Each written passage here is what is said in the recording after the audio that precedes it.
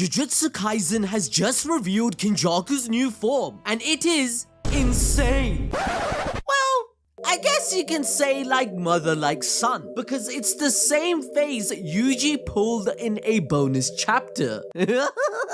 But speaking of funny, Takaba's curse technique is absolutely broken, as we were told it could rival even Satoru Freakin Gojo. Takaba has the ability to make anything reality, which gives us the much needed copium we all need to bring our goat and savior back. In fact, Kenjaku drops a bombshell regarding RCT and pretty much quotes Thanos. You should have gone for the head. Therefore, I have more doses of copium upcoming to give out to Gojo fans as we dive deep into Takaba vs Kenjaku. This fight is more important than you may realize, as it gives us further insight into Kenjaku's character and how everything in the story connects. Chapter 240 begins with some of our gang thinking about how to counter Kenjaku, as they can't have him getting in the way between them and Sukuna if Gojo were to lose, which we all know did happen. He's also kind of way more important because if they only deal with Sukuna, Kenjaku is just gonna complete the merger with little to no resistance. But it's not that simple. Since Yuta and Hakari are players of the culling game, they still need to be killed before Kenjaku can finish it. This leads the group to conclude it's very likely Kenjaku could ambush them after they defeat Sukuna, which would mean the entire group would be fighting a full-powered Kenjaku whilst they are drastically weakened.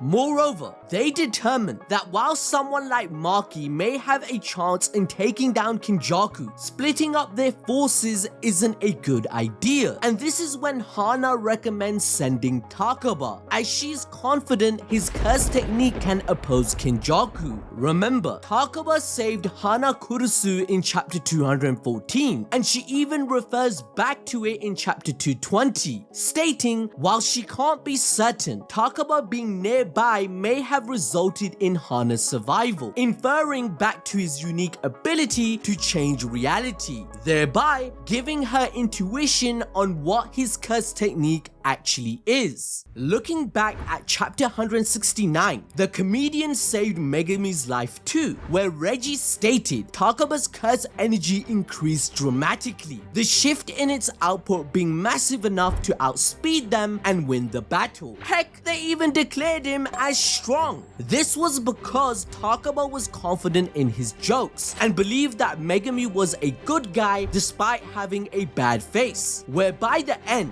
Megami claimed he was glad Takaba isn't the enemy. But you know who isn't glad?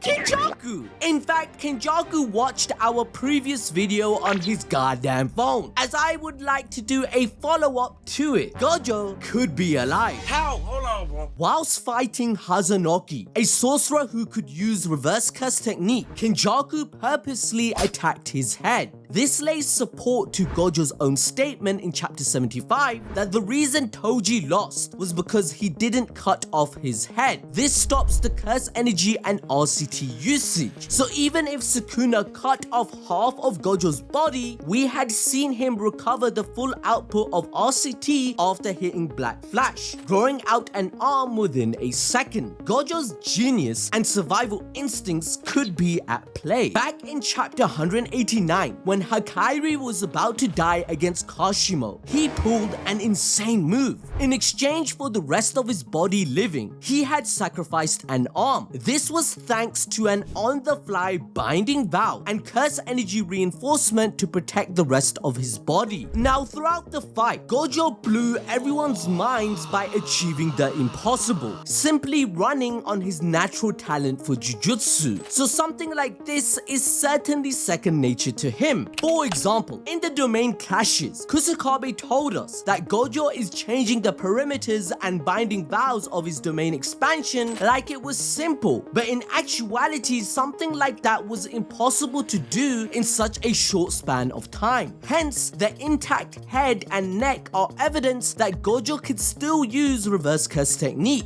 But that's not all, everyone, as Gojo told us in chapter 224 that he planned on killing Megami and revive him only after that. Sukuna had shown him the way after witnessing Yuji's death, which means there is a way to bring someone back to life after a death, thereby being Sukuna's mistake that Gojo claimed. But I ain't done with the copium. Chapter 240 tells us that there are two wildcards on his side, Maki and Ui. Even Kenjaku cannot keep tabs on them. As he stated, he tracks every sorcerer in chapter 239. However, because of Maki's zero curse energy and Ui's special transportation technique, they have the opportunity to save him. Kenjaku confirmed in chapter 239 that Ui can do this. This is why in chapter 220 they were making plans regarding the battle, as they infer the idea that Gojo will make it out alive, telling us their feelings if the outcome didn't work out. But to go even further and beyond, remember in our last video we talked about Gojo's connection to Buddha? Well, there's another point we have discovered. Remember that Buddha is someone who attains enlightenment through all his past lives accumulating together to eventually earn the title. Becoming a Buddha is the result of a long process of gradual training and perfection that takes place over many lifetimes. Well, isn't 6 Eyes and the Gojo clan doing the same thing in a way? The 6 Eyes, no matter what, will always rebirth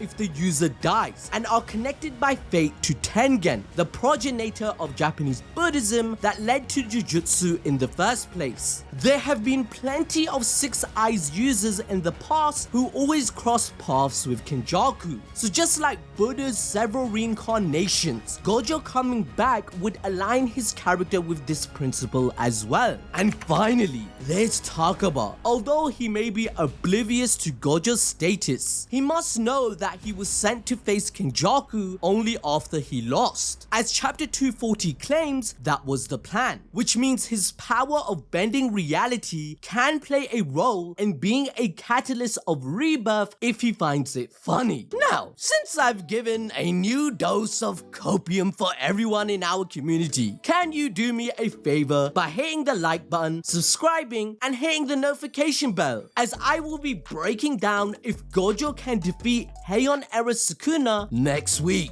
This swiftly brings us to Takaba talking to Kenjaku, which can be summed up in this one image. I think I need to smoke some of that good shit Gege is on, cause this was goofy as hell. In chapter 239, Kenjaku attacked Takaba, and yet it seemingly had no effect on him, as Kenjaku even notes that his attack completely worked but had no effect, something that will prove his 1000 years of Jujutsu as meaningless. Kenjaku attacks again, but it has no effect, as Takaba literally calls himself a toon. This is a direct reference to Yu-Gi-Oh's Toon World, as the man even drips out Kenjaku with Bandit Keith's American fit. This leads Kenjaku to believe that Takaba's curse technique is the creation of phenomena, the reality and manifestation of his own mental pictures. Now, he isn't far off, as Takaba's technique comedian makes anything Takaba considers funny to become reality.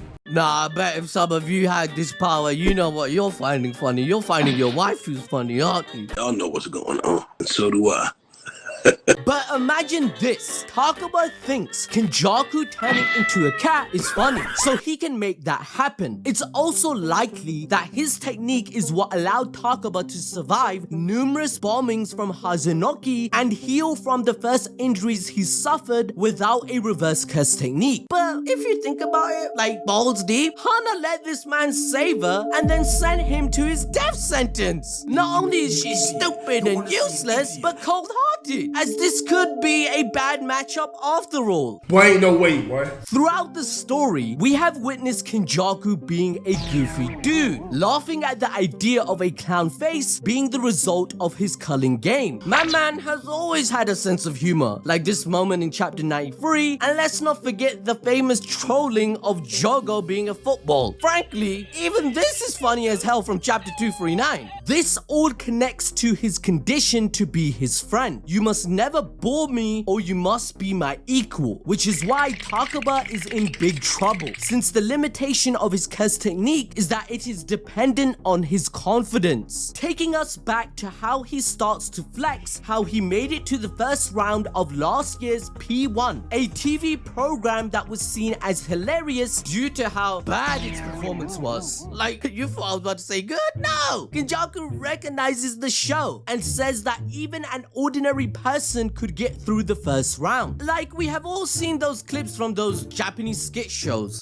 It's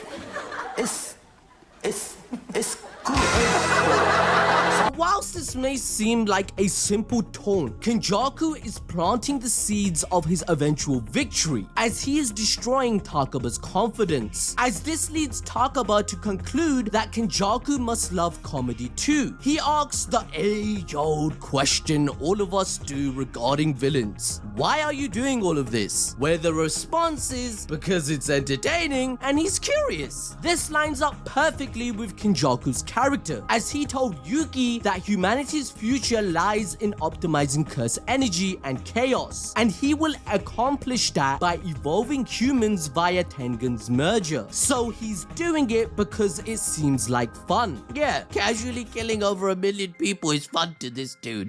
So Takaba then states that if he can make something more entertaining, there won't be a need for violence. It's written all over Kenjaku's face that he wants Takaba to make him laugh. Like, this fight can be summed up as a try not to laugh challenge you'd watch on freaking YouTube. All of this leads to Takaba using his joke from chapter 169, none of your business. But he just turns it down with logic. Kenjaku explains that the gag would never work for people, as it's not a setup like a different joke if you pull out the spine gag, and that Takaba actually doesn't understand comedy, and it's not fun at all to joke with him. This directly destroys his ego, as Takaba claims that being denied logically by someone who understands comedy really hurts. And this is when Kenjaku takes the opportunity to strike, teaching him a lesson to be more aware of his audience before making jokes. Now you're probably wondering, ABD, how was Kenjaku able to hit Takaba, as he wasn't able to every other time he tried? Well, his technique only activates if Takaba's confidence and conviction is high. Kenjaku proceeded to use logic to break his spirit, and as a result, Takaba didn't find himself funny in that moment. For example, when Takaba makes his classic joke, "Don't marry me, I don't want you as my Wi-Fi," Kenjaku immediately understands how he created this joke. This makes Takaba incredibly happy, but this is short-lived, as Kenjaku starts breaking down his magnus opus joke, stating that it won't work on people watching this joke in a movie at home. He further brings in the instance of a popular comedian, Haranishi Takayuki, comparing how pathetic Takaba's punchline is in comparison. And we all know when it comes to comedians, when you have to explain a joke to make it funny, that makes it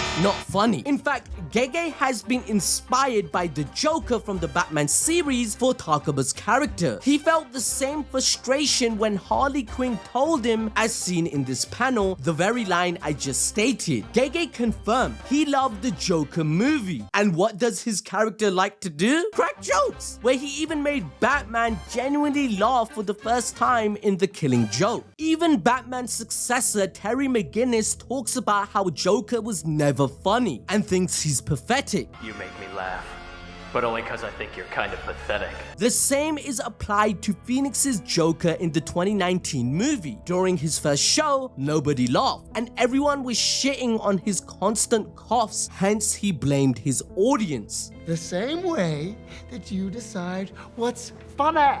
or not? Gege parallels this scene in Jujutsu Kaisen Chapter 169, where Takaba too blamed the crowd for being so harsh after making that same Wi-Fi joke. Another parallel is Kenjaku in chapter 240, sitting in front of Takaba and explaining why his jokes are shit, mirroring Robert De Niro's interview with the Joker, telling him his jokes are of poor taste. Yeah, that's not funny. Even the clothes Kenjaku wears in this panel is similar to Robert in the movie Taxi Driver, which the Joker movie used as an inspiration. Through this manner, Takaba slowly loses his confidence, letting Kenjaku land a direct hit. But since comedy is subjective, just as Joker believes, Comedy is subjective, Murray. in the end of the movie, he states, so Takaba isn't done yet. He still wants to make Kenjaku laugh and proceeds to challenge this man to a funny face competition. Like, what makes matters worse, Kenjaku agrees to it. Cheating karta hai tu. Since Kenjaku doesn't laugh at this either, Takaba's spirit is broken, and so Kenjaku is able to land another hit on him. This sends Takaba into a mental panic attack as he thinks to himself that Kenjaku may be funnier than him. He states Kenjaku's outfit is so out there that it makes him feel like laughing. Hence, Kenjaku chases down Takaba, telling him to laugh, but the comedian simply can't. According to him, it's no fun if only one person instead of the entire audience laughs. In his existential crisis moment, Takaba asks himself why he's even a performer, and him losing confidence against Kenjaku is actually a parallel to his introduction in the story. His manager mocked him for being unfunny, asking him to quit his job. However, when his friend asked him which one Takaba is out of the comedians who are funny and comedians who think they're funny, to this Takaba answered that it was a 70-30 chance for him. And we know that Jujutsu is all about gambling and having a strong purpose, which he has. Even a 1 in a million chance matters, which is why despite being told he's not funny, Takaba still managed to regain his confidence and believe in his humor. Hence, he can still do so in this fight even if his chance is only 30%. Now, the next part is very important as most of you probably missed this. Kenjaku chasing Takaba down is a direct parallel to his son Yuji chasing down Mahito in the Shibuya arc. Their faces are also the exact same, like mother like son. However, there's also a contrast between the two, as Yuji has been shown to be represented by a white wolf, whilst Kenjaku has been depicted with a black one. If we look at the panels during this fight, we can see Mahito is represented by a rabbit, the prey that is getting cornered by his predator. So what makes the black wolf different? Well, the color black in media usually symbolizes evil and death. This feels kind of racist. In an old Cherokee legend, a black wolf represents everything that is wrong with humanity in general. These creatures have also been characterized as the animals of nightmares. After all, Kenjaku has proved his black wolf nature over and over, because if he is not defeated, a terrible fate awaits everyone. All players except him and Sukuna are dead. Now, to enjoy more peak fiction, watch this video regarding Yuji Itadori gaining Sukuna's powers. We explain how he changes people's memories and became a demon god.